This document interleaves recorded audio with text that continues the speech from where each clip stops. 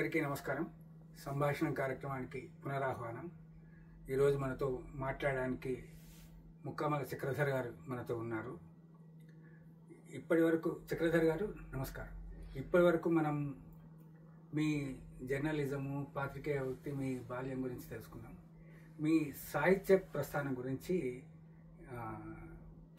మీరు ప్రధానంగా కవిత్వం అక్కడక్కడ కొంత రాసినప్పటికీ కూడా ప్రధానంగా కథా రచయితగా, సాహిత్య విమర్శకుడిగా, ప్లస్ కాలమిస్ట్గా కూడా అందరికీ సుపరిచితులు. ఈ దీంట్లో ఇప్పటివరకు మీ 2 పుస్తకాలు వచ్చాయి. చక్రవాకం ఒకటి, కూచిమంచి అగ్రహారం. చక్రధర్ గారి పుస్తకాల్లో అత్యంత ప్రాచుర్యం పొందిన కథల రచన ఈ కూచిమంచి అగ్రహారం. చాలా 2 తెలుగు ప్రాంతాల్లో కూడా చాలా అందరికీ బాగా నచ్చిన సంపుటిగా, కథల సంపుటిగా ఇది ఉంది. ఈ కూచిమంచి అగ్రహారం కథల గురించి చెప్పండి. సంతోష్, నమస్కారం అండి. ప్రాథమికంగా నేను సాహిత్యవాసిని. దాంట్లో విభాగాలుగా ఉన్న కవిత్వం కావచ్చు, కథ కావచ్చు, విమర్శ కావచ్చు. ఈ 3 ప్రక్రియల పట్ల కూడా నాకు విశేషమైన ప్రేమ ఉంది. మరీ ముఖ్యంగా కవిత్వం పట్ల నాకు విపరీతమైన, చిన్నప్పటి నుంచి నేను కవిత్వంతో పెరిగాను కాబట్టి, కథలు చదువుకున్నా కవిత్వంతో పెరిగాను కాబట్టి కవిత్వం అంటే విపరీతమైన ఇష్టం. ఇక్కడ ఒక విషయం చెప్పాలి. నేను 35 సంవత్సరాలుగా చదివాను, రాయలేదు. అప్పుడు అడపా కవిత్వం రాశాను తప్ప అది కవిత్వం కాదు. చదివాను, ఎంత చదవాలో అంత చదివాను. మొత్తం అసలు ప్రాచీన సాహిత్యం చదువుకున్నాను మీ నాన్నగారు లాంటి వాడి వల్ల. విప్లవ సాహిత్యం చదువుకున్నాను, లాటిన్ అమెరికన్ పోయిటరీ చదువుకున్నాను. ఇతర భాషలకు సంబంధించారు, భారతదేశంలో ఇతర భాషలు, రవీంద్రనాథ్ ఠాగూర్ కావచ్చు, ఓవి విజయన్ కావచ్చు, భారతి సుబ్రహ్మణ్య భారతి, ఎవరైనా కానీ అలాగే వాళ్ళది చదువుకున్నాను. తెలుగులో వచ్చినవి, ఇంగ్లీష్లో డిక్షనరీ దగ్గర పెట్టుకుని చదువుకున్నాను. చదువుకోవడం వల్ల జరిగింది ఏంటంటే, రాయకూడదు అని నిర్ణయించుకున్నాను. రాస్తే ఒక స్థాయిలో రాయాలి, లేదా మనం రాయకూడదు, ఖరాబు చేయకూడదు అని ఒక జ్ఞానం అంటే నాకు వచ్చింది. అందువల్ల 35 సంవత్సరాలుగా రాయడానికి మాత్రం నేను ఎటువంటి ప్రాధాన్యం ఇవ్వలేదు.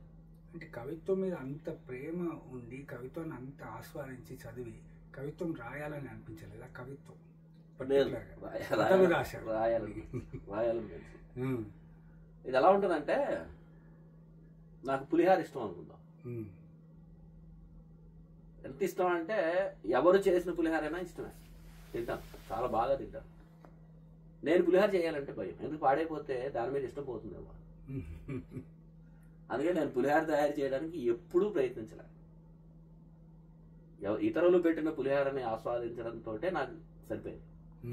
అయితే ఎప్పుడో తగిలిన 1-2 సందర్భాలు, లేదా 1-2 ఇన్సిడెంట్స్ ఏవైనా జరగడం, నాకు తెలియకుండా నాలోకి బయటకు వచ్చిన కవిత్వం, అంతే తప్ప రాయలేదు. తర్వాత జర్నలిస్ట్గా ఉన్నాను కాబట్టి ఆంధ్రభూమిలో పనిచేస్తున్నప్పుడు ఎలక్షన్స్ వచ్చినప్పుడు మాటకి పాట అని ఎవరైనా నిన్న స్టేట్మెంట్ ఇస్తే దాని మీద ఒక 4 లైన్ల పద్యం రాయడం, పోయం, అది ఆ మొన్నటి బతుకులో వస్తుంది. అలాంటివి రాశాను తప్ప. అవి సేకరించారా? అవి ఉన్నాయి నా దగ్గర, ఇంట్లో ఉన్నాయి, మొన్నే వెతికాను, అవి ఉన్నాయి. అవి చిన్న బుక్ వేయాలి, ఇంత బుక్ ఇంత పుస్తకంలాగా వేస్తే సరిపోతుంది. అంటే నా అజ్ఞానం తెలియడం కోసం. నేను సాహిత్యపరంగా కవిత్వంలో ఎంత అజ్ఞాని అని ప్రపంచానికి తెలియాలి కాబట్టి ఆ పుస్తకం వేస్తాను. అలా రాసిందే తప్ప కవిత్వం పెద్దగా రాసింది లేదు.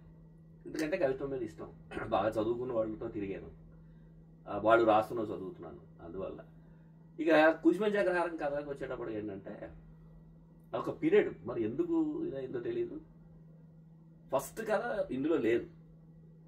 నిజానికి ఫస్ట్ కథ మా స్నేహితుడి మీద రాశాను.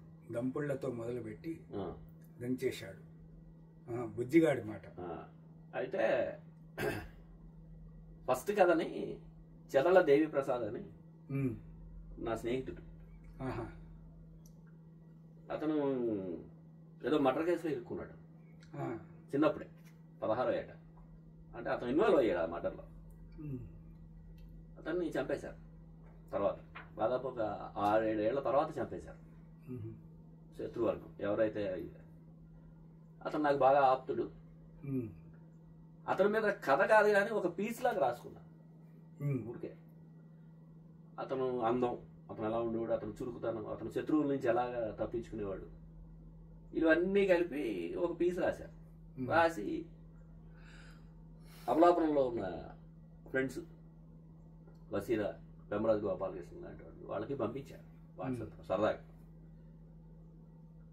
అరే ఇది భలే ఉంది, ఇది మొదలుపెట్టి ఇవి రాయొచ్చు కదా అన్న, నేను రాయొచ్చు కదా.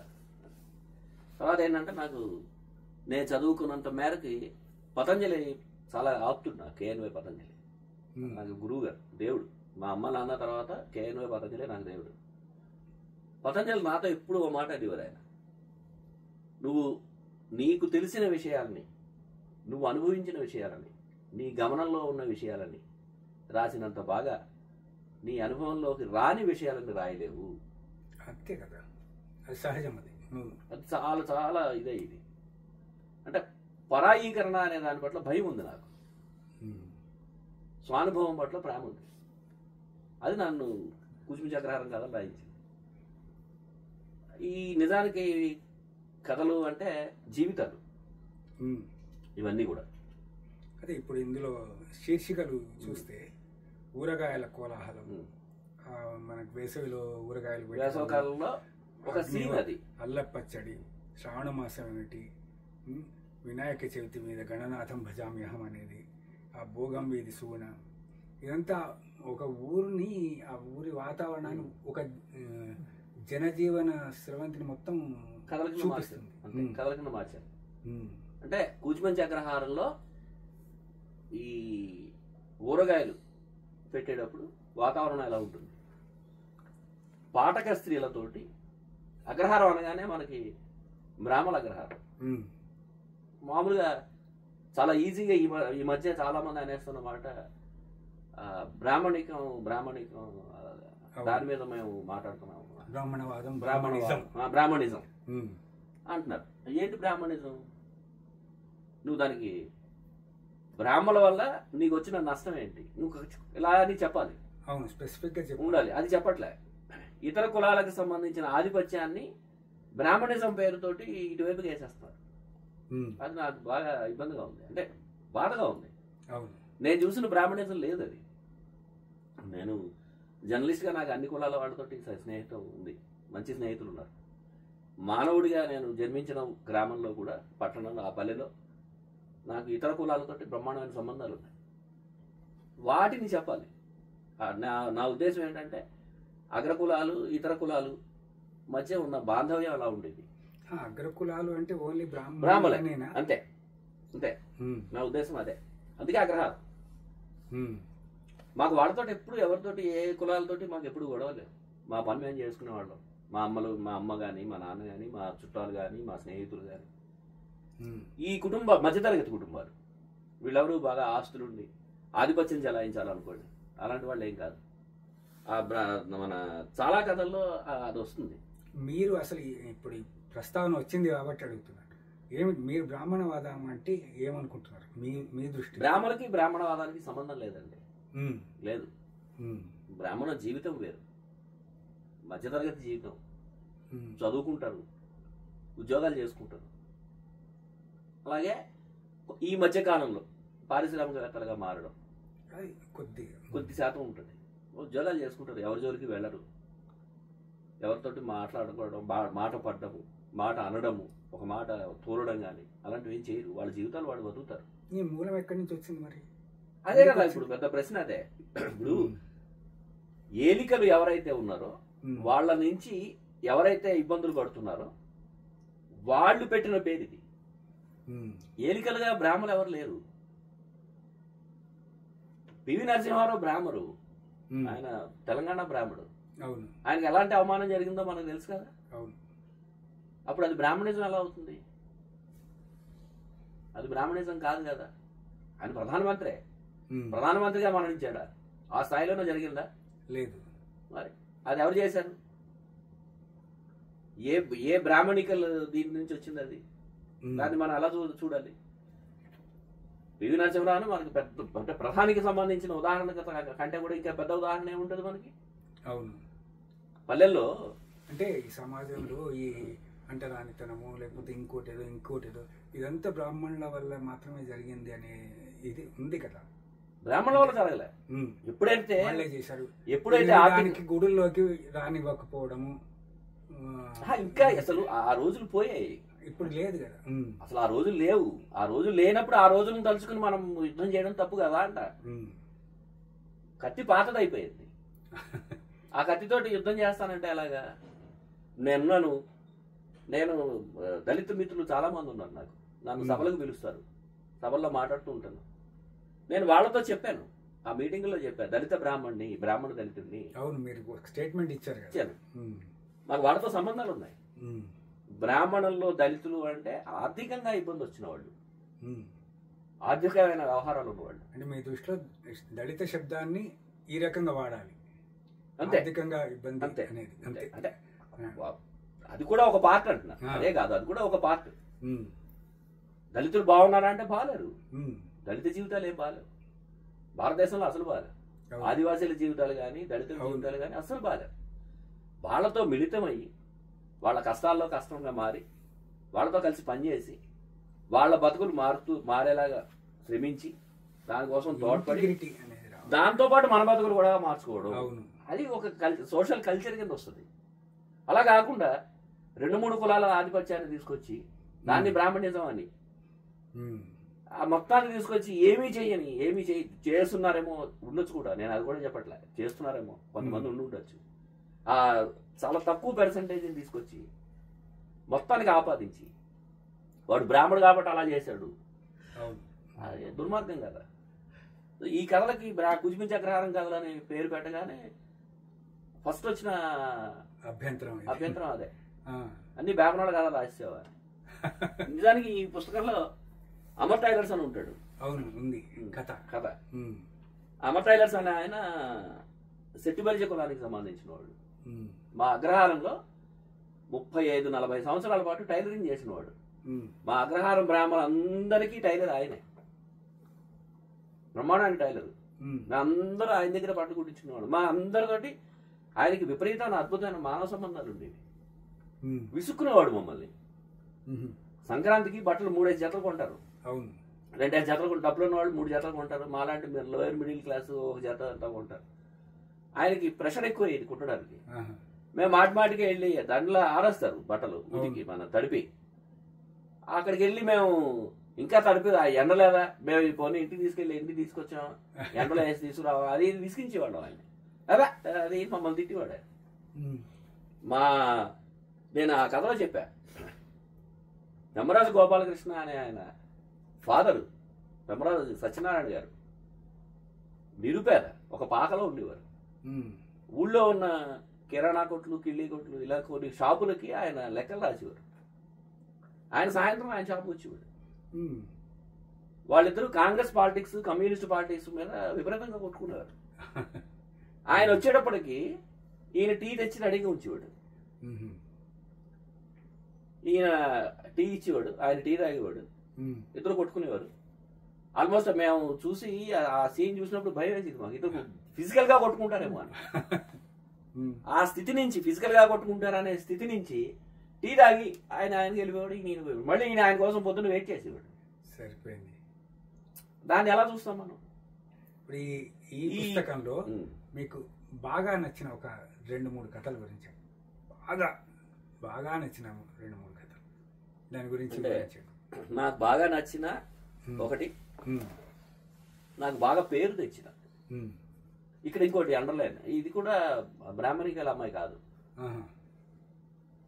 భోగం వీధి సుగుణ. ఇందులో ఒక కథ చాలా పేరు తెచ్చింది, నన్ను ఒక స్థాయికి తీసుకెళ్ళింది కదా అది. ఆ కథ వల్ల ఈ పుస్తకానికి నిండుదనం వచ్చింది. మా అగ్రహారానికి కిలోమీటర్ దూరంలో ఉన్న భోగం వీధిలో జరిగిన యథార్థ ఘటన అది. దాన్ని నేను కథగా మార్చాను. ఆ ఘటన ఉంది, అది ఏదైతే జరిగిందో అది ఉంది. ఆ అమ్మాయి వేరు, ఆ అమ్మాయికి ఉన్న అలవాట్లు వేరు, ఆ అమ్మాయి జీవన విధానం వాటన్నింటినీ కలగా మార్చి ఆ అమ్మాయి జీవితం అనేంతగా మారి ఈ రాసిన రచయిత ఒక పాత్రగా మారి వాళ్ళిద్దరికి మధ్య ఉన్న ప్లాటానిక్ లవ్ అని అందులో అన్నారు దాన్ని, ఆ కథని ఆ రకంగా మార్చి రాశా. అది నేను అనుకోలేదు అంత హిట్ అవుతుంది. భాష ఒకటి ఉంది అనుకోండి, అందులో కవిత్వం అంటారు కాబట్టి ఆ కవిత్వం కూడా ఉంది. దాంతో అది ఆ కథ బాగా హిట్ అయింది, చాలా మంచి పేరు తెచ్చింది. ఆ కథలతో పాటు అగ్నిహోత్రుడు, అల్లపచ్చడి ప్యూర్ బ్రాహ్మణ కథ.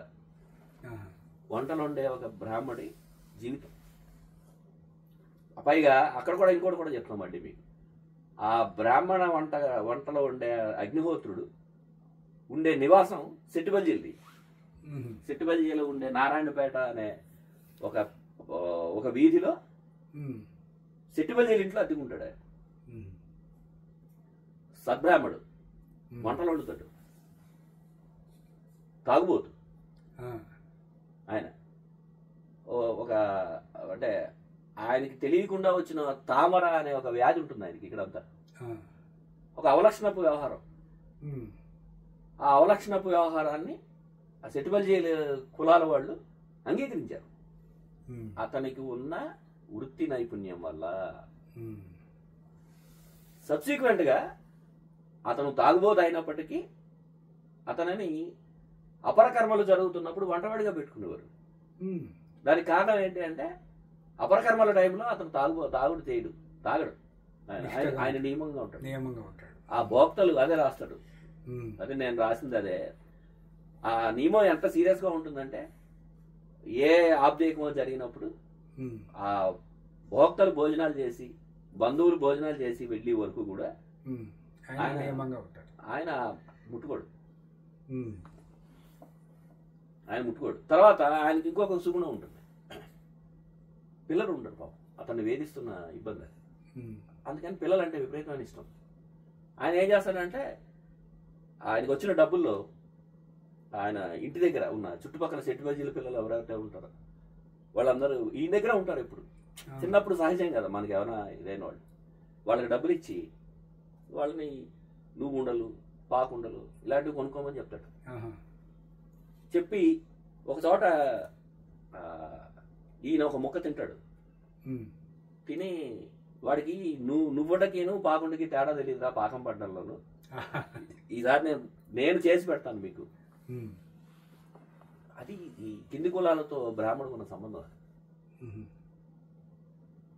మొదటిది సెట్టిబల్జీలాగా పేటలో ఉండడం, వాళ్ళ ఇంట్లో అద్దెకు ఉండడం, వాళ్ళు ఇతన్ని ఆహ్వానించడం ఇన్ని అవలక్షణాలతో, వాళ్ళ పిల్లలు ఇతనికి చేరువ అవడం, వాళ్ళకి ఇతను భరోసా అవడం. అప్పుడు ఇది అగ్రహారం కదా ఎందుకు అవుతుంది? కాదు, సింపుల్. భోగం విధిస్తున్నారు. ఆ కులం భోగం వాళ్ళు కాదు, భోగం మన బ్రాహ్మణులు కాదు. ఆ కులంలో పుట్టిన ఒక అమ్మాయికి ఒక అగ్రహారానికి సంబంధించిన ఒక కుర్రాడితోటి యవ్వనుడు అప్పుడప్పుడే 16, 17, 18 ఏళ్ళ కుర్రాడితోటి పరిచయం అవుతుంది. ఇతనే పరిచయం చేసుకుంటాడు ఆ అమ్మాయి అందాన్ని చూసి. వాళ్ళిద్దరికి మధ్య ఒక అద్భుతమైన ఇది నడుస్తుంది. ఆ అమ్మాయి ముందు రావద్దని చెప్తుంది, నువ్వు రావద్దు చెడిపోతావు అని చెప్తుంది. ఆ అమ్మాయి చెప్పడం కూడా కాదు, ఇతను ఫస్ట్ టైం అతను ఆ వీధిలోకి వెళ్ళినప్పుడు వీధిలో ఉన్న ఆడవాళ్ళు ఆకర్షించడంలో భాగంగా వీధిలో కూర్చుంటారు అరుగుల మీద. వాళ్ళు అతను రావద్దని చెప్తారు, రాకు చెడిపోతావు అని చెప్తారు. ఎంత అద్భుతమైన గుణం అది. ఆ క్యారెక్టర్ ఎంటర్ అవుద్ది భోగ వీధిలోకి. పిల్లోడు అందులో ఒక అమ్మాయి అంటుంది, నిక్కర్ బ్యాచ్ ప్యాంట్ వేసుకు వచ్చేసాడు అంటే కొరనాకుడికి వీడ, నువ్వు రాకురా చెడిపోతావు అని హెచ్చరిస్తారు. అలాగే అదే వృత్తిలో ఉన్న సుగుణ మొట్టమొదటిసారి అతను వచ్చినప్పుడు చెప్పి తిట్టి పంపించేస్తాను, అతను వెళ్ళిపోతాడు. రెండోసారి అతను ఆ అమ్మాయితో మాట్లాడాలి అనే ఎలాగైనా స్నేహం చేయాలి ఆ అమ్మాయితో, ఇంక వేరే ఆలోచనలు ఉండవు ఆ కుర్రోడికి. ఆ అమ్మాయితో మాట్లాడాలి, ఆ అమ్మాయితో మాట్లాడితే బాగుంటుంది అంతే, వేరే ఆలోచనలు ఏమి ఉండవు. కాబట్టి ఆ అమ్మాయిని ఎలాగైనా తనతో మాట్లాడేలా చేసుకోవడం కోసం వాళ్ళ తాతగారి ఆబ్దేకం రోజున చేసిన గారెల్ని అరిటాకులో పెట్టుకుని పట్టుకుని వెళ్తాడు. ఆ సుగుణ వాళ్ళ అమ్మతోటి ఎవరో బ్యామర్ల అబ్బాయిలా ఉన్నాడే అంటది. అవునమ్మా బ్యామర్లేను అంట. వాళ్ళిద్దరికి స్నేహం ఏర్పడు. అతను తెచ్చిన గారెలు తింటూ ఆ అమ్మాయి ఒక మాట అంటుంది, మీ ఇంట్లో తీరా, మీ ఇంట్లో పెద్దలు కట్టారా అంటారు. వీడికి తెలియదు, వీడికి ఆ భాష కాదు. వీడు అంటే అని అడుగుతాడు. అదే పెద్దలు కట్టడం అంటే తద్దినం అన్న జరిగిందా అని అడుగుతుంది. అవును మా తాతగారి తద్దినం. నీకెలా తెలిసింది అంటాడు. తద్దినం నాడు చేసిన గారెలకి పండగ నాడు చేసిన గారెలకి తేడా తెలిసిపోతాయి. పైగా దాని అంటది అమ్మాయి భలే చెప్తుంది, పైగా బ్యామర్లు అయితే మరీను. ఆ డిఫరెన్సియేషన్ ఉంటుంది. అవును, వాళ్ళు దగ్గర అవుతారు. వాళ్ళు అమ్మాయి అగ్రహారంలో ఉన్న ఆంజనేయ స్వామి గుడికి వస్తుంది. వాళ్ళిద్దరు అక్కడ కబుర్లు చెప్పుకుంటారు. ఈయన అక్కడికి వెళ్తాడు. వాళ్ళిద్దరికి మధ్య ఒక అద్భుతమైన ఇంటిమసీ ఉంటుంది. ఆ అమ్మాయి మాటికి వీడి చదువు గురించి, వీడి ఎదుగుదల గురించి, వాటి గురించి ఆ అమ్మాయి డిస్కస్ చేస్తుంది. వీడు ఆ అమ్మాయికి శోభన్ బాబు అంటే ఇష్టం కాబట్టి శోభన్ బాబుకి వ్యతిరేకంగా ఉన్న హీరోల మీద గురించి చెప్తూ ఉంటాడు. ఆ అమ్మాయికి ఆనందం వచ్చేస్తుంటుంది. కృష్ణకి నటన రాదు, కృష్ణరాజు పొడుగ్గా ఉంటాడు తప్ప ఎందుకు పనికిరాడు, ఇలాంటి డైలాగులు వీడు చెప్తూ ఉంటాడు. ఆ అమ్మాయికి అవి రుచికరమైనవి. మీకు ఆ హీరోతో ఉన్న తాను ఇష్టపడిన హీరో తప్ప ఇంకో హీరోతో ఉండదు. వాళ్ళకి ప్రియమైన మాటలు ఉంటాయి. సంపూర్ణ రామాయణం సినిమాలో రావణాసురుడు ఈ యుద్ధానికి ఇంకా రేపు యుద్ధానికి వెళ్తాడనగా ఎస్వి రంగారావు క్యారెక్టర్, ఆయన లేస్తే ఆయన ఆత్మలు మాట్లాడుతూ ఉంటాయి. అందులో ఒక ఆత్మ ఏదో చెప్తుంది, అలా కాదు నువ్వు చేసి తప్పురా అది ఇదే, అప్రియమైన మాటలు మాట్లాడుతున్నావు, ఎవరు నువ్వు అని అడుగుతాడు. అంటే నేను నీ ఆత్మను కూడా గుర్తుపట్టలేనంత స్థితిలోకి వెళ్ళిపోయావు నువ్వు అంటాడు. అలాగే ఎదుటి వాళ్ళకి ప్రియమైన మాటలతోటి మాత్రమే మనం దగ్గర అవ్వాలి తప్ప అప్రియమైన మాటలతో దగ్గర అవ్వడం జరగని పని. ఆ విషయం రచయిత ఏం చెప్తాడు, కుర్రాడు చేసి చెప్పిస్తాడు. ఆ అమ్మాయికి శోభన్ బాబుని పొగిడితేనే బాగుంటుంది, మిగతా వాళ్ళని బాగుంటుంది బాగోదు, అదే చెప్తాడు. అలాగే వాడు ఇంటి మనిషిని పెంచుకుంటాడు. పెంచుకున్న తర్వాత వాడు మళ్ళీ ఒక సీన్ ఉంటుంది. అంటే నేను రచయిత వైపు నుంచే చెప్తున్నా. ఒక వారం రోజులు వెళ్ళడానికి ఉండదు అతనికి, 15 రోజులు వెళ్తాడు. వెళ్తే వాళ్ళ అమ్మగారు చచ్చిపోతారు. వాళ్ళ అమ్మగారు చనిపోయారు. చనిపోయిన 15 రోజులు వెళ్ళడం, తర్వాత వెళ్తాడు. అమ్మాయి కంగారు పడిపోతుంది, ఏంటి రాలేదేంటి, ఏమైంది అని. ఆ గుండె ఏంటి, ఆ పిలకేంటి అని అడుగుతుంది. బ్రాహ్మణ సాంప్రదాయం అది. అడిగితే మా అమ్మగారు చనిపోయారు అని ఏడుస్తాడు. ఆ అమ్మాయి ఏడుస్తుంది. ఏడిచి వీడిని చేయి పట్టుకుని ఊరుకో అన్నాయి అని ఆ అమ్మాయి ఒక మాట అంటుంది, మా ముందులే నాలాగే నీకు కూడా చాలు, మా ముందులే నాకు కూడా నీలాగే. అద్భుతమైన ఇది. వాడు అమ్మయ్య అనుకుంటాడు. అది కదా మానవ సంబంధం. నేను రాశానని అది పక్కన పడ్డాయి. మానవ సంబంధాలు, మానవత్వం అనేది అక్కడనే వస్తుంది. అక్కడ కులం లేదు, జాతి లేదు, వృత్తి లేదు, ఏమీ లేదు, అయిపోతుంది. ఆ అమ్మాయికి అద్భుతమైన నియమం ఉంటుంది. ఆ అమ్మాయి ఆ వృత్తిలో ఉన్నప్పటికీ సోమవారం నాడు శివుడికి పూజ చేస్తుంది, మంగళవారం నాడు ఆంజనేయ స్వామికి పూజ చేస్తుంది. ఆ 2 రోజులు వృత్తి చేయదు. తలుపులు వేసేసి ఉంటాయి, ఎవరిని రానివ్వరు. ఆ 2 రోజులు శివాలయానికి ఆంజనేయ స్వామి గుడికి వెళ్తుంది. శివాలయానికి వెళ్ళినప్పుడు అడ్డంగా విభూతి పెడుతుంది. ఆంజనేయ స్వామి గుడికి వెళ్ళినప్పుడు సింధూరం పెడుతుంది బొట్టు పైన. ఆ అమ్మాయికి ఇది. అలాంటి రోజుల్లో ఓ సోమవారం నాడు ఓ 4 రౌడీలు ఆ అమ్మాయి దగ్గరికి వెళ్తారు, తాగేసి గొడవ చేస్తారు. ఆ అమ్మాయి లోపల నుంచి చెప్తుంది, ఇవాళ రేపు బేరాలు ఉండవు, బుధవారం రండి అని. అంటే వాళ్ళు వినరు, చెప్తారు. ఈ అమ్మాయి కన్విన్స్ కావట్లేదు అనుకున్నప్పుడు వాళ్ళు ఏం చేస్తారంటే, మేము ఏం చెయ్యం, మాట్లాడి వెళ్ళిపోతాము, నువ్వు లోపల ఎక్కడో ఉన్నావు, లోపల కాదు బయటకు వస్తే మాట్లాడి వెళ్ళిపోతాము అని చెప్తారు. ఆ అమ్మాయి నమ్ముతుంది, తాగేసి వచ్చారు బయటకు వచ్చి కనిపిస్తే వెళ్ళిపోతారు కదా అని నమ్ముతుంది. అక్కడ మళ్ళీ అమ్మాయికి ఏవో ఉంటాయి 4-5 తాగి తలుపు తీస్తుంది, పట్టుకుంటారు చేయి, పెనుగులాడుతుంది. ఒక దశలో తాగి ఉంటారు కాబట్టి, పైగా వాళ్ళు రౌడీలు కాబట్టి, మందు ఒకటి పనిచేస్తుంది కాబట్టి పైశాచికత్వం బయటకు వస్తుంది. ఆ అమ్మాయిని నరికేస్తారు. నిజానికి నేను అదంతా అంటే అదే రాశాను. నిజానికి ఆ సంఘటన జరిగింది, దాని వెనుకున్న కారణం వేరు. మీరు మార్చారు, నేను మార్చాను. దానికి ఉన్న కారణం ఏంటంటే ఆ అమ్మాయి కజన్ ఒక అతను ఆ వృత్తి లేకుండా ఉండడం కోసం అక్కడ ఉద్యమాలు చేస్తూ ఉంటాడు ఆ వీధిలో. దానికి ఈ అమ్మాయి తోడ్పడుతూ ఉంటాడు. అందుకోసం అది అసలు కసి, అందుకని చంపేశారు ఆ అమ్మాయి. అసలు జరిగింది అది. కానీ ఇక్కడ అలా చెప్పలేం కాబట్టి ఇలా వెళ్తారు, పెనుగులాడుతుంది. వాళ్ళ చేతుల్లో కత్తులు ఉంటాయి. అందరూ ఆ భోగం వీధిలో అందరూ ఆడవాళ్ళే ఉంటారు తప్ప మగవాళ్ళు ఉండరు, చీకటి వాళ్ళు కదా. దాంతో వాళ్ళు చంపేస్తారు, అమ్మాయి చచ్చిపోతుంది. వీడికి పొద్దున్నే తెలుస్తుంది, అగ్రహారంలో తెలుస్తుంది. అది కూడా భోగం వీధిలో మర్డర్ అయిందట, ఎవరో అమ్మాయిని చంపేశారట. వీడికి గుండు జారిపోతుంది, కొంప తీసి సుగుణ అని ఉంటాడు. వెళ్తాడు సుగుణే. అప్పుడు మళ్ళీ ఒక వర్ణన ఉంటుంది, అది అయిపోతుంది. అక్కడితో కథ అయిపోయింది. కథ నిజానికి అక్కడితో అయిపోయింది. ఇంకా అక్కడి నుంచి కొనసాగింపు ఏం అక్కర్లే. కానీ నేను చేసిన కొనసాగింపు వల్ల అది చిరస్థాయిగా నిలబడిపోయింది.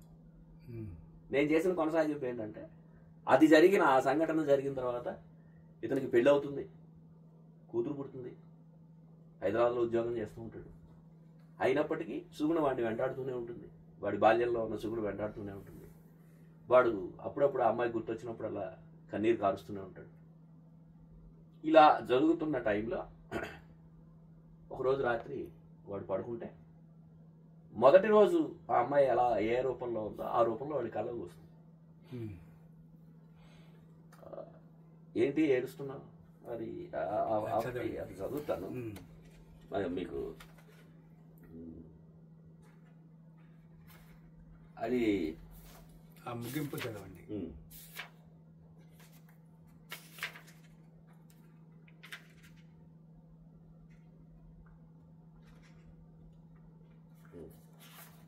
ఇది ఆ కథ. ఇందులో ముగింపు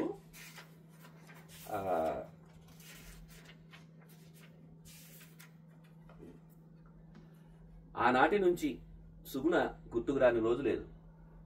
అలాంటి రోజుల్లో ఓ సోమవారం తెల్లవారుజామున ఓ కల వచ్చింది.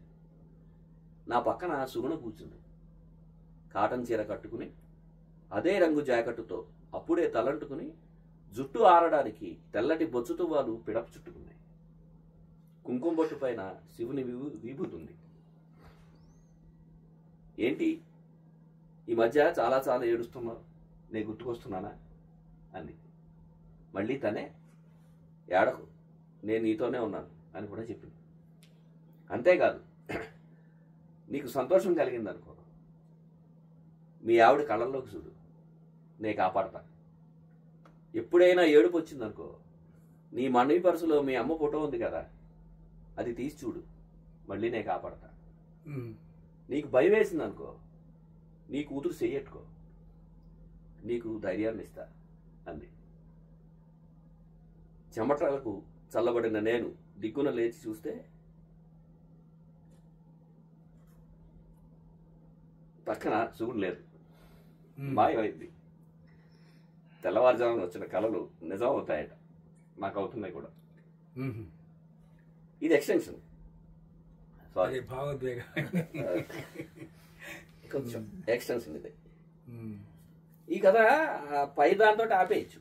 అవును, అక్కడితోటి అయిపోవచ్చు. అయిపోయింది, వెక్కి వెక్కి ఏడ్చాడు వాడు, అక్కడితోటి అయిపోయింది, ముగించి. కానీ ఈ కొనసాగింపే దానికి ప్రాణం పోసింది, ప్రాణం పోసింది. నేను మిగతా కథలు రాసినప్పుడు అంటే లేదా అంటే ఒక రకమైన మానసిక ఇబ్బంది పడ్డాను. కథలు రాసినప్పుడు, మొదలు పెట్టినప్పుడు కానీ రాసినప్పుడు కానీ మానసికంగా కొంచెం స్ట్రగుల్ అయ్యాను. పర్టికులర్గా ఈ కథ రాసిన తర్వాత మాత్రం ఒక 4-5 రోజులు నేను చాలా డిస్టర్బ్ అయ్యాను. మనిషి కాలేకపోయాను, చాలా డిస్టర్బ్ అయ్యాను. అది నాకు ఇంకా భవిష్యత్తులో నేనేం రాస్తాను, అది ఎంతకంటే గొప్ప రాస్తానా ఏంటి అనేది నాకు తెలియదు. కానీ ఎప్పటికైనా ముక్కామల చక్రధర్ అనేవాడి పేరు చెప్తే కథకుడిగా నన్ను ఈ కథ నిలబెడతాను. అంటే ఏ రచయితకైనా ఏదో ఒకటి బలమైన ఇది నిలబెడుతుంది. అది అంటే ఆ భాష రాయడం కానీ ఇందులోనే ఇందాక చూసిన వాటిలో ఈ అతడు అగ్రహారము ఆయుధము అది అన్నది ఒకటి. ఈ కూచి మంచి కృష్ణుడు ఏ టైపు, ఈ కృష్ణుడు అంటే ఈ నాటకాలకు కాదు. మీకు ముందు ఇప్పుడు ఇది చెప్తాను. అతడు అగ్రహారం ఆయుధం. అతను దళితుడు. వాళ్ళ ఎప్పటి నుంచో మాకు తెలియదు, అంటే నాకు తెలియదు కానీ మేము ఒకళ్ళ ఇంట్లో అద్దెకుండేవాళ్ళం. ఇల్లు ఉంటుంది ముందు, దానికి ఆనుకుని వెనకాల 2 ఎకరాల కొబ్బరి తోట ఉంటుంది. వాళ్ళు బాగా స్థితిమంతులు, ఎప్పటి నుంచో తరతరాలుగా. వాళ్ళ దగ్గర పనిచేస్తున్న రైతు ఆయన, దళితుడు. అగ్రహారంలో ఎవరికైనా సరే అతనే అండ. ఎవరికి ఏ శారీరక ఆహారాల ఇబ్బందులు వచ్చినా వేరే కులాలతోటి రాలేదు, కానీ అతను ఉన్నాడు. రే అగ్రహారం కాదంతరా అంటే ఎలా ఉంటుందంటే, ఈ ఆడపిల్లల్ని ఏడిపించడాలు అగ్రహారంలోకి వచ్చి శ్రావణ మాసంలో దసరా నాడు బాగుంటుంది. శ్రావణ మాసం గలగలగలలాడుతూ కళకళలాడుతూ ఉంటుంది.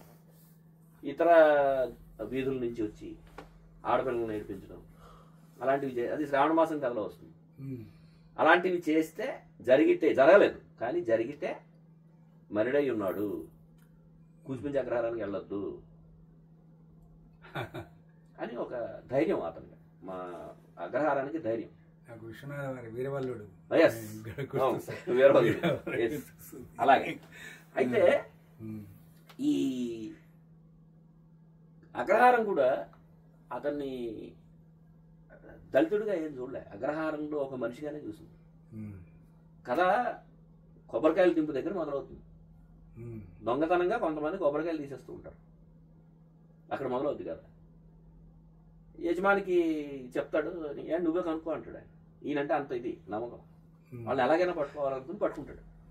4 పట్టుకుంటాడు, 5 పట్టుకుని అగ్రహారం వాళ్ళందరూ వస్తారు. పోలీసులకు అప్పచెప్తాం. ఆ వచ్చిన వాళ్ళందరూ కూడా దళిత్ ఇదే కింది కులాల వాళ్ళే పాపం. వాళ్ళు పోలీసులకు అప్పచెప్తే మా బతుకులు పాడైపోతాయి, మేము గతి లేక చేస్తున్నాము, లేకపోతే చెయ్యము అది ఇదని వాళ్ళు బాధలు చెప్తారు. అప్పుడు అగ్రహారం అంతా దానికి ఆ సంఘటనకి జడ్జిమెంట్ని మరిడై భుజాల మీదే పెడుతుంది. నీ ఇష్టం, నువ్వు చెయ్యి, ఏం చేస్తా అది చెయ్యి, మాకెందుకు, నువ్వేం చెప్తే అదే అని వెళ్ళిపోతారు వాళ్ళు. అగ్రహారీకులందరూ అక్కడి నుంచి వెళ్ళిపోతారు స్పాట్లోంచి, ఇంక్లూడింగ్ ఓనరు. కొబ్బరికాయలు పోతున్న ఆ యజమాని కూడా మరిడై భుజం మీద పెట్టేసి తీర్పుని, నువ్వు ఏదో ఒకటి చేయరా, ఏం పర్లేదులే అని వెళ్ళిపోతాడు. అక్కడ పెద్ద మనిషి ఎవరయ్యారు కదా, మనకు అంత ఇది ఇచ్చారు కదా. అప్పుడు మరిడై ఏం చేస్తాడంటే, సరే ఓ పని చేయండి, మరి పోలీసులు అది కాదు, నాకు తెలిసిన వాళ్ళ తోటలు ఉన్నాయి, కోనసీమ అంటేనే కొబ్బరి తోటలు కాదు, అక్కడ మీకు దింపులు ఏర్పాటు చేస్తాను. ఇలా దొంగతనంగా దింపులు తీయడం కాదు, అఫీషియల్గా దింపులు తీసుకుని బతకండి.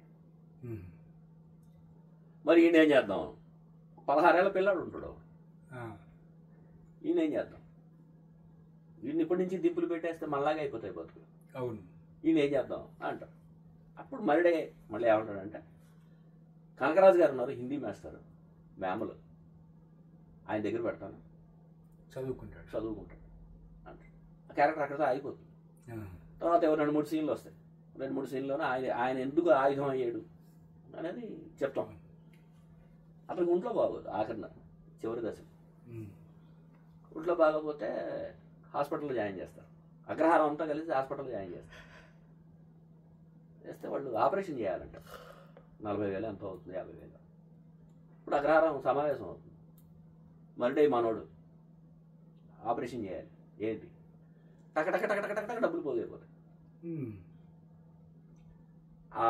ఎవరైతే ఆపరేషన్ చేసిన డాక్టర్ ఉన్నాడో ఆయన కూడా అగ్రహారం వాడే. ఆయన దగ్గరికి వెళ్తారు. నేను అగ్రహారం వాడినే కదా, మీరు 30,000 ఇవ్వండి, నేను మిగతా 10,000 నేను పెట్టేస్తాను అంటాడు.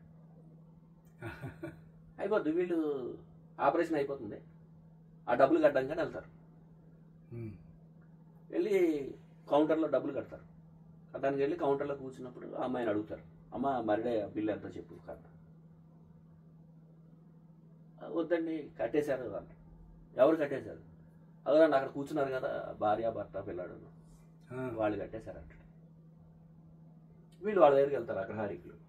ఎవరు మీరు? బాబు ఎవరు బాబు నువ్వు కట్టడం ఏంటి అంటే, ఆ రోజు దింపు తీయడానికి వచ్చినప్పుడు నన్ను పట్టుకుని కనకరాజు గారి దగ్గర హిందీ మాస్టర్ దగ్గర పెట్టారు కదా, నేనేనండి. మరిడే వల్ల చదువుకుని స్టేట్ బ్యాంక్లో ఆఫీస్ ఉద్యోగం చేస్తున్నాను. నిన్న మా బాబాయ్ ఫోన్ చేసి చెప్పాడు మరిడేకి బాగాలేదని, వెంటనే పరిగెట్టుకొచ్చాను, నేనే డబ్బులు కట్టాను, నన్ను ఇంత వాడి చేసినప్పుడు నేను కట్టాలి కదండి అంటే అక్కడతో ఆపేయచ్చు. అది కూడా అక్కడ కూడా అది కూడా ఆ కథ కూడా అక్కడతో ఆపేయచ్చు. దాని ముగింపు కూడా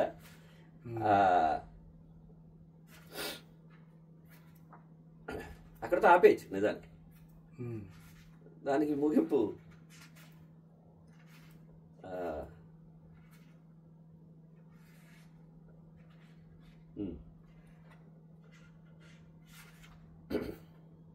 అగ్రహారం పెదలు అదిగో ఆ బెంచి మీద కూర్చున్నారు చూడండి భార్యాభర్తలు, వాళ్లే కట్టేశారు అని సమాధానం చెప్పింది కౌంటర్లో అమ్మాయి.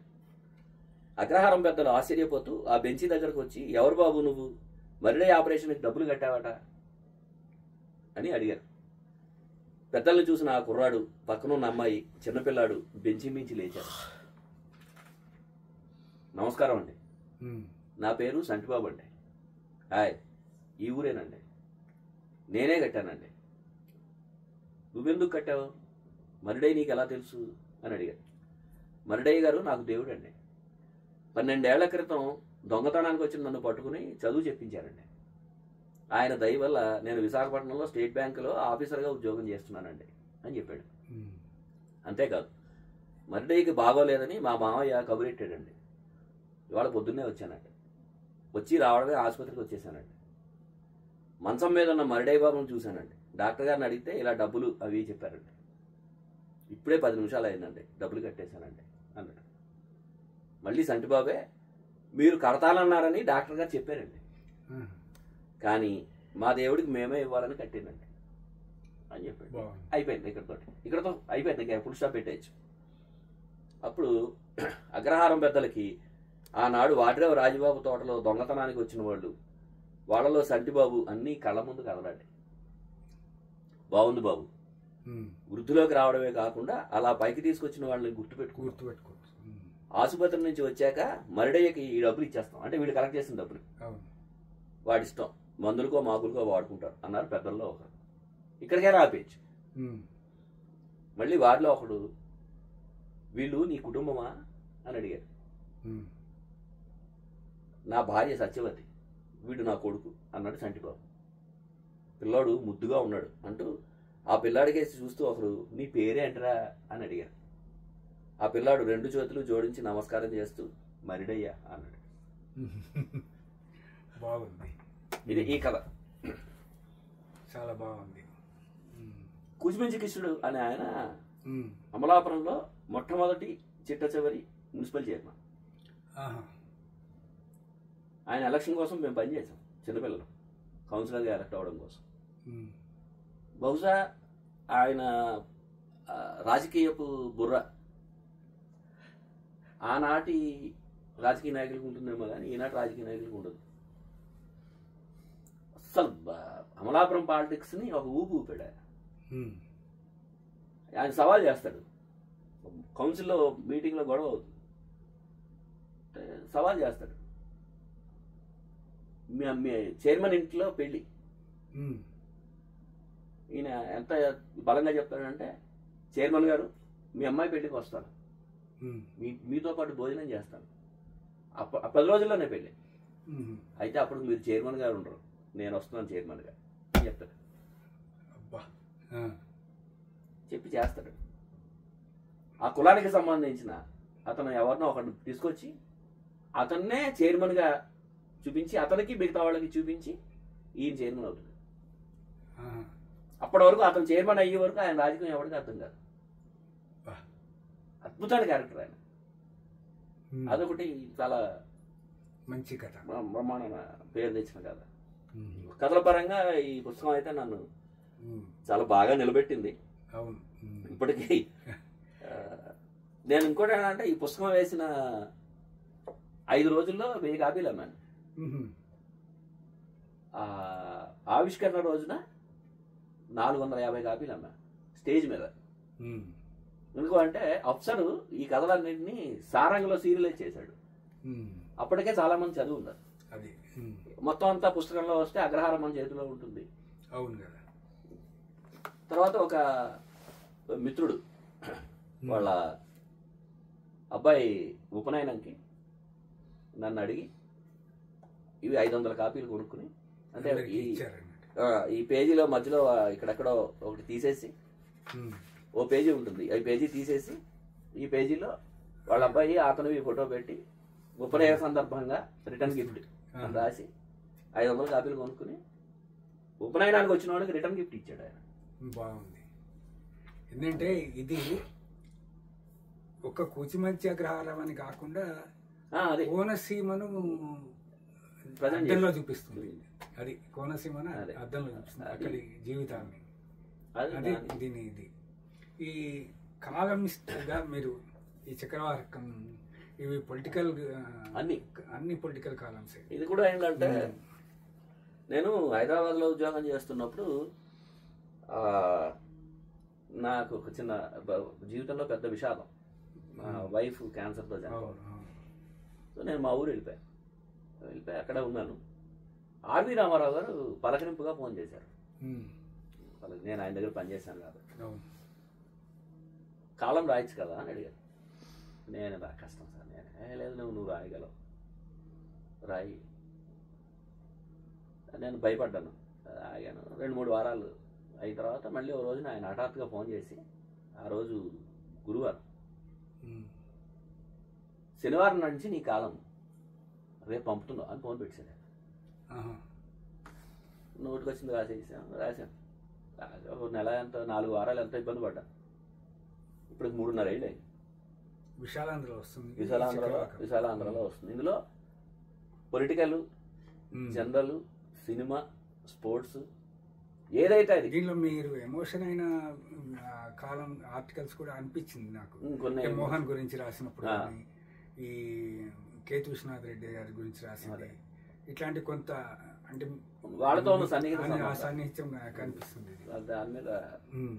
అంటే ఎక్కువ సాహితీవేత్తలు ఎవరైనా ఆర్టిస్టులు వాళ్ళు చనిపోవడము, మొన్న భైరప్ప గారు చనిపోతే మొన్న వాటికి నివాళిగా రాయడము, రాజకీయ ఆర్థిక వ్యవహారాలు, స్టేట్ కావచ్చు, సెంట్రల్ కావచ్చు, ఇంటర్నేషనల్ కావచ్చు, ఏదైనా ఇన్సిడెంట్ నన్ను కుదపడము, అది ఆ వారం జరిగితే అది. ఇదే సాధారణ కోపం వస్తే ఏంటి, ఒకళ్ళు మనల్ని అనకూడని మాట అంటే, మనం వినకూడని మాట అయితే అప్పుడు మనం ఎంత లోపల ఎంత బాధపడతాం. అలాగా జనరల్వి కొన్ని నాకు నచ్చిన సినిమాలు వారానికి ఒక కాలం రాస్తున్నాను. అదృష్టం ఏంటంటే ఇది కూడా హిట్ అయింది, బాగానే వెళ్ళాయి, జనాల దగ్గరికి బాగానే వెళ్ళింది. ఈ తర్వాత వీటితో పాటు ఇందులో కొన్ని సాహిత్య వ్యాసాలు ఉన్నాయి. అవిను తర్వాత నేను వేరే పత్రికల వాళ్ళు అడగడము, లేదా వేరే ఎవరో ముందు మాట రాయించుకోవడం, ఇలాంటి వ్యాసాలు ఉన్నాయి కొన్ని. అవన్నీ కలిపి ఇప్పుడు మూడో పుస్తకం వస్తుంది. అది దాని పేరు మూడో కన్ను, సాహిత్య వ్యాసాలు. మోస్ట్లీ ఒక 20 రోజుల్లో వచ్చేస్తుంది. అది నా నెక్స్ట్. ఈ మధ్య మీరు, నేను ఎక్కడో ఫేస్బుక్లో చూశాను అనుకుంటా, ఈ విమర్శకులు కాని విమర్శల గురించి రాస్తానని ఒక కామెంట్, ఒక స్టేట్మెంట్ ఇచ్చారు రచయితలు. విమర్శలు కానీ అని కాదు, ఒక స్టేట్మెంట్. అదే అంటే సరిగ్గా గుర్తులేదు. ఫేస్బుక్ లో విమర్శ అనేది కొంచెం సమగ్రంగా ఉండట్లేదు. నా బాధ అది.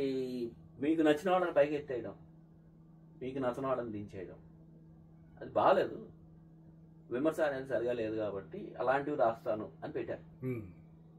దానికే నాకు చాలామంది ఫాలో చేసి బోయ్ బాబు నా మీద రాసేస్తావా, నీ మీద వాడి మీద రాసేస్తావా ఇలాంటివన్నీ అడుగుతుంటే కొంచెం ఆపుతారా బాబు, ఇది అసలు మొదటికే మోసం వచ్చి మొదలు పెట్టలేదు బట్ మొదలు పెడతాను.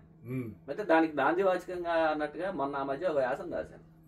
సోషల్ మీడియాలో చాలా దారుణమైన కవిత్వం వస్తుంది, పీడిఎఫ్ పత్రికలు వస్తాయి, సాహిత్య పత్రికలు చాలా దారుణంగా ఉంటాయి. అది ఏం తెలీదు వాళ్ళు.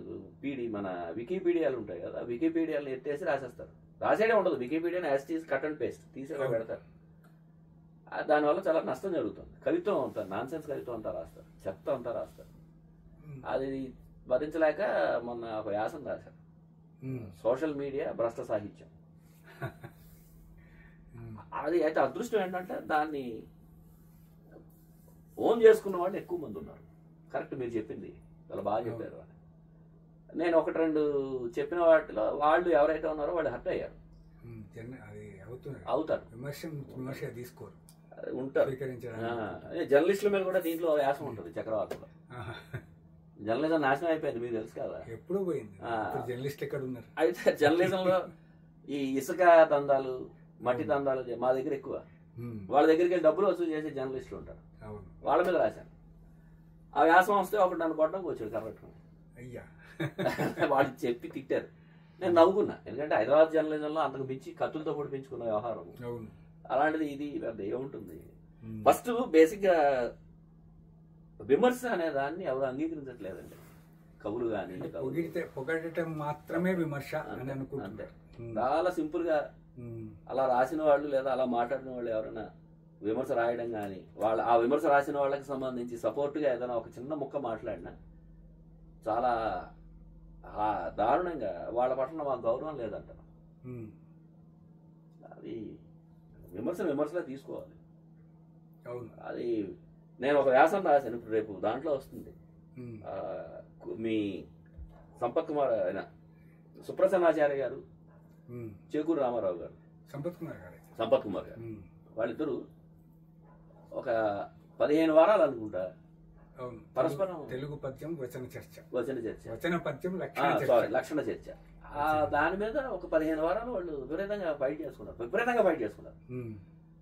ఈ రోజుల్లో అయితే కొట్టుకుంటారు బయటకు వచ్చి, ఆ స్థాయిలో మాట్లాడుకుంటారు. దారుణమైన అద్భుతమైన అంశం ఏంటంటే వాళ్ళిద్దరూ కలిపి ఆ పుస్తకం వేశారు. అవును, అదే గొప్ప విషయం. ఎంత అద్భుతం అసలు. వాళ్ళిద్దరూ స్నేహితులు, వాళ్ళిద్దరికి సైద్ధాంతిక భేదాలు ఉన్నాయి, వాళ్ళ స్నేహం ఎక్కడా పోలేదు. అవును, వాళ్ళిద్దరూ దానికి సంబంధించిన రాసుకుని మాట్లాడుకున్న తర్వాత ఇద్దరు డబ్బులు వేసుకుని ఆ పుస్తకం వేశారు. ఎంత డెమోక్రటిక్, ఎంత అద్భుతం అండి అసలు.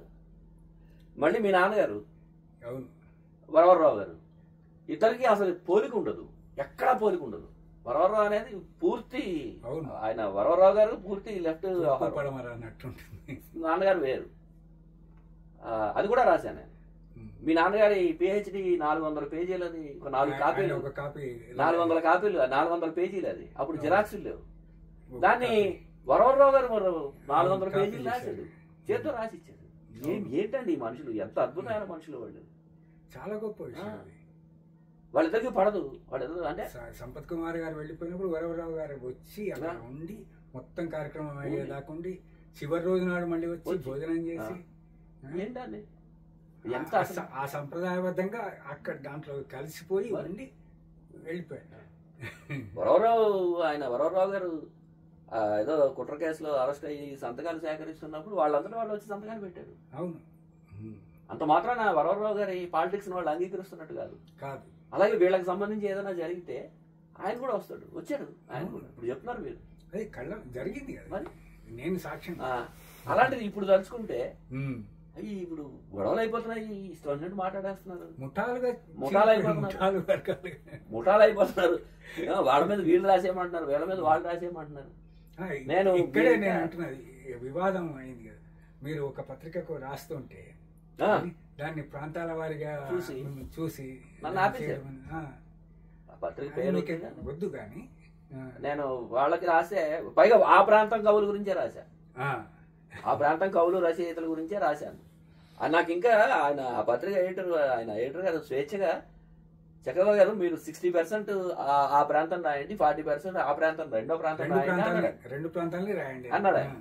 నా అదృష్టం బాగుంది, నేను 6 వ్యాసాలు రాశాను. 6 వ్యాసాలు ఈ ప్రాంతం వాళ్ళవే రాశాను, ఈ పర్టికులర్ అనుకున్న ప్రాంతం వాళ్ళవే రాశాను.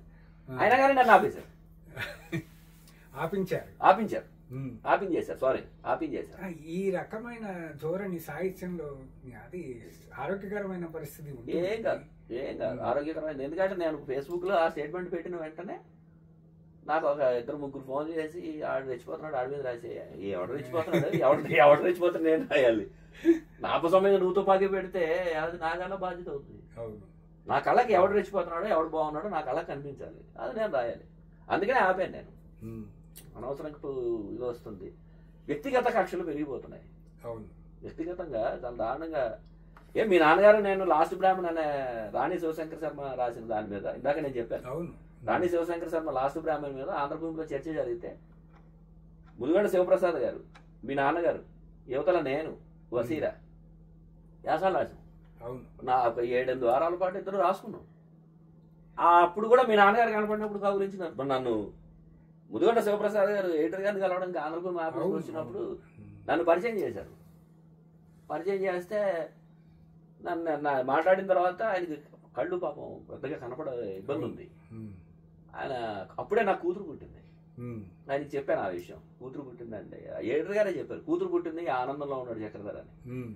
ఆయన ఆ మాట విని మీరు రాస్తున్న వ్యాసాలు అవి చూసి మీరు ఏదో 65-70 ఉంటాయి అనుకున్నానమ్మా, ఇవే 40 ఏళ్ళు లేవు, మీకు 35 ఏళ్ళు, భలే రాస్తున్నావమ్మా.